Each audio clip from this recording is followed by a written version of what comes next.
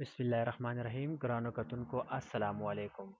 ګرانو کتونکو نن زمونږه چې په مایکروسافت ورډ پروګرام کې کوم کلاس دی په ریویو مینو کې اخرنی کمانډ زموږ سره پروټیکټ ډاکومنت. دا پروټیکټ ډاکومنت په ذریعه باندې موږ کولی شو چې خپل یو فایل موږ پروټیکټ کړو. پروټیکټ مطلب دا چې په هغه به ریډ کیږي خو نشي کولی چې په هغې کوم چینجز فارمیټ انزرشن ډیلیشن پکې وکړي. فار ایگزامپل زه راځم یو فایل لیکم.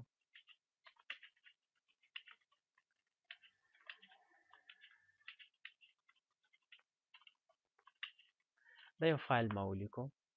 غواړم چې دا فایل دې ښکاري خو څوک دې پکې چینجز نشي کولی. نو د دې ریسټریکټ کولو لپاره به موږ راشو پروټیکټ ډاکومنټ ریسټریکټ فارمیټینګ اینډ ایډیټینګ، یعنې منع کا د فارمیټ نه او د ایډیټ کولو نه. په دغه آپشن باندې به کلیک وکړئ. دې نه بعد را به شئ ایډیټینګ ریسټریکشن کې 2 نمبر ته allow only this type of editing in the document دې ته نښه وکړئ. دې نه بعد کوم ټایپ ډاکومنټ ټریک چینج ډاکومنټ الاو کول غواړئ، څه شی ورته الاو کول غواړئ وکړئ.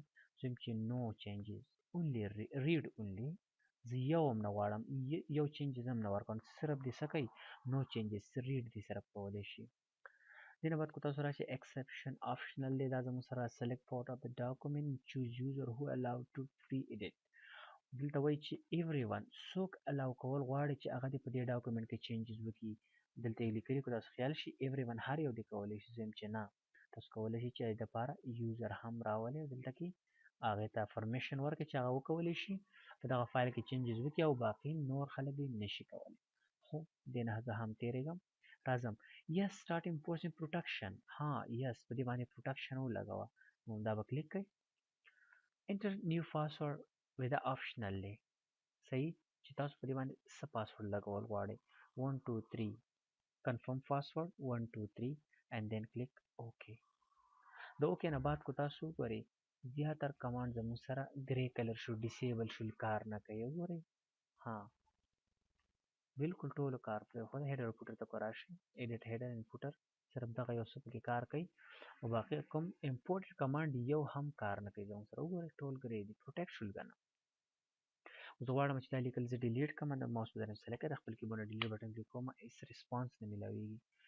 غواړم چې نوی ایډیټینګ پکې وکړم، لاندې نور لیکم، انټر کلیک کوم، کرسر کې لاندې نه راځي، لیکل کوم لیکل نه کېږي.